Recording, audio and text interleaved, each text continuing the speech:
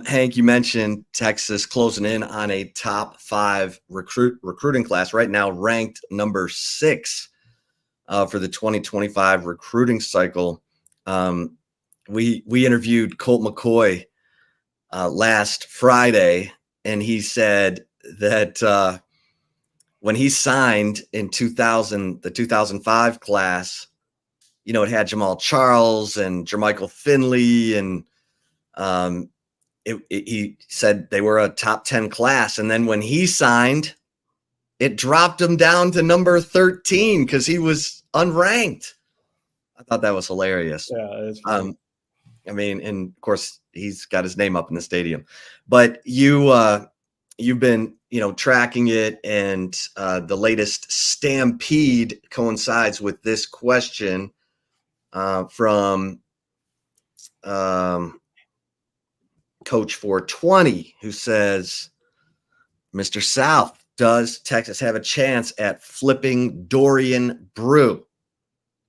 Yeah, that's going to be an interesting one. So anyone that doesn't know Dorian Brew, he's the, borderline 5-star cornerback recruit from Conroe High School. He committed to Oregon in early July, kind of part of that run of, just gut punches to Texas on the recruiting trail we saw kind of straight after official visit season. But, and I will say with Dorian Brew, it's kind of hard to really gauge where he's at because he just doesn't really do interviews. So, early on in his recruitment, so his dad ran track at LSU. His mom ran track at Ohio State. So for the longest time, he was considered an Ohio State lean. Then come January, he took a visit to Texas for Junior Day. Texas kind of started making some more noise in his recruitment. Ohio State started to fall back. Then throughout the spring, it was, I think LSU was obviously in there high, Ohio State, USC, and of course, Oregon. And then, after official visit season, we saw him commit to the Ducks, and that's where he's been. And, we haven't really heard from him since, but in the last couple of weeks, we've been checking with sources, kind of just, where they're at, because, as we get down the stretch, there's only a handful of guys they're really on right now. And, in that secondary, that cornerback position is a spot they could still, use somebody. They have Caleb Chester committed, but that's about it. So Dorian Brew, from what we've been told, they're still in the mix for him. There's still communication there. So that's about as much as we have right now. And, I haven't heard of any visits set, but, from people we've talked to close to the recruitment, they still think Texas has a shot. There's still communication. Obviously, as you get closer to those decisions or, making things official, he's in Conroe, Texas right now. Eugene, Oregon's a couple extra 1,000 miles away. Does that play into anything? Obviously seeing the season Texas is having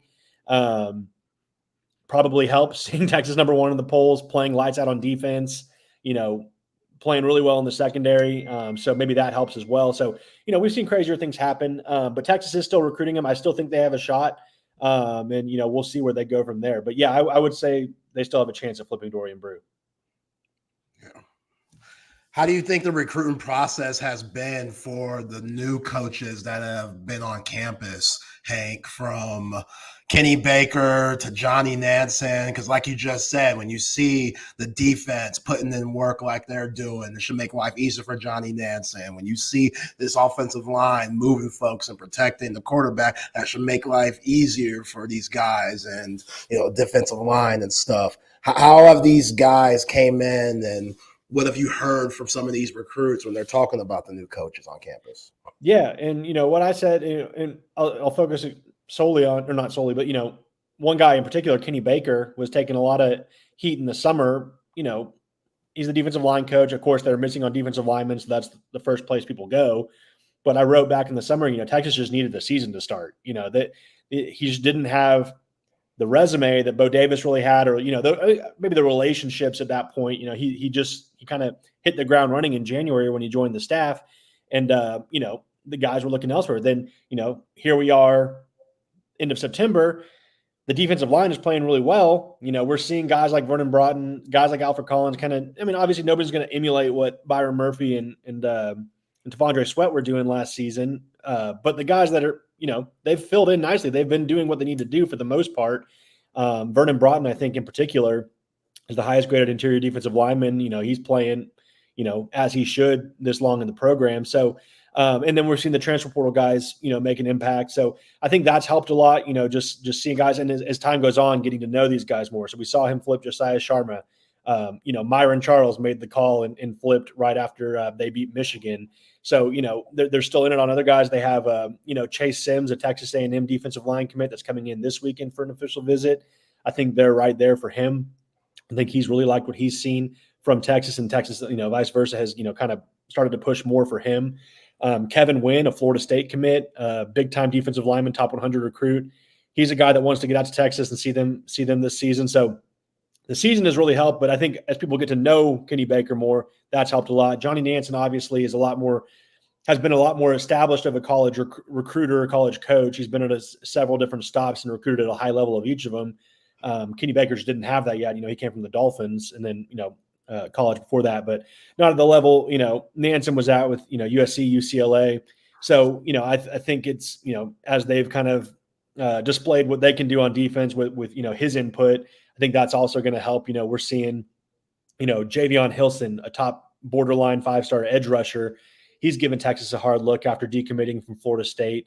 They already have 2 edge rushers committed with Lance Jackson and Smith Orogbo, but a guy like Hilson is a guy, too good to pass up on if he wants in. So I think he's given Texas a hard look, likes how they kind of envision using him in multiple fronts. And then, I think that the new additions on the staff have been, is kind of starting to set in place. Nansen, we knew he was kind of a known quantity. Kenny Baker, we're starting to see what he can really do. And then I would expect, going into the 2026 recruiting cycle, with this season under his belt, I think we'll see defensive linemen probably give Texas a closer look earlier than maybe they would have this year.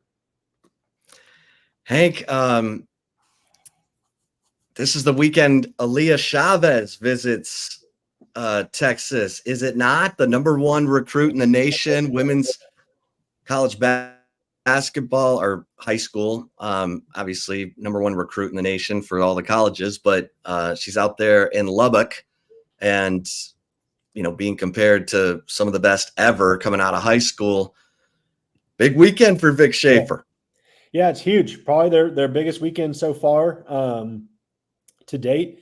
Aaliyah Chavez, we reported earlier this month, she was coming in for her official visit. She's the only official visitor for women's hoops this weekend. I would expect it to be red carpet experience. There was actually, I think On3 put out a report earlier today saying Texas is starting to trend for her. We haven't heard that from her. I think, her dad told us she was trying to take 4 official visits, just kind of, they have an earlier start to their season since they're kind of out there in Lubbock. So they're trying to get 4 visits in. I think the report said, this was Talia Goodman, said LSU kind of dropped back and Texas was trending, but obviously Texas Tech is right there too with being in Lubbock. So yeah, maybe Texas can, try to get this done this week. I'm not saying I don't think she's on commitment watch. I think she wants to probably wait till closer to the signing period. But Texas, this has been their number 1 target from the start. And so, they'll be getting, doing all they can this weekend to try to, win this one out. And men's basketball has an official visitor this weekend too. His name is Shelton Henderson, the 5-star small forward from the Houston area. So 2 big basketball visitors, 1 women's, 1 men's. Yeah, Hank, first practices, men's and women's basketball was yesterday. How do you think both teams are going to be? Yeah, I mean, women's, I think one of the best in the country. I think that there's no doubt there. They'll probably compete with South Carolina, LSU for that top spot. Men's, I'm excited. I mean, it's fun. Basketball is always fun because the rosters just turn over so much quicker every year, especially with the transfer portal. So, I mean, this Texas basketball team, we know Caden Shedrick, we know Kendall Weaver, Devin Pryor, a few other guys, but this is all new guys. We're going to get to see Trey Johnson. I saw him getting interviewed today. Seems like a pro. All those Tremont Mark, all the transfer guards they're bringing in, the guys from Indiana State. So I think this team has the potential to be pretty exciting. I think switching to SEC play maybe a little bit easier of a path, although there still are very good SEC teams, but it's nothing like the Big 12 was, on a week out basis. But yeah, I think they should be pretty good. I'm kind of curious to see how they, all come together and how it all works. But yeah, I'm excited to see them. Hank, anything else that Longhorns fans need to keep an eye on? No, there's no really commitment dates coming up. I think so. I will say, this weekend with the SEC opener, it's going to be a bigger visitors weekend. So I mentioned Chase Sims earlier. He'll be in on an official. Javion Hilson, who I also mentioned, he's expected in on an unofficial visit. So I think we'll see, handful of more visitors, a bigger recruiting weekend. I think the biggest one will be obviously that Georgia weekend. But Mississippi State, we saw Kansas last year, which is this same weekend. That was a bigger weekend as well in terms of big targets in town. So look out for that. We'll see if Texas can move the needle on any of these guys. Michael Terry is kind of the biggest fish we're still watching in terms of ranking. We reported, he's saying he wants to wait until December to make a decision. I'm not sure it's going to get to that. I think it's Texas and Nebraska right now are kind of duking it out. And I think Texas still has the upper hand there. So, we'll see if he decides to pull the trigger a little bit quicker.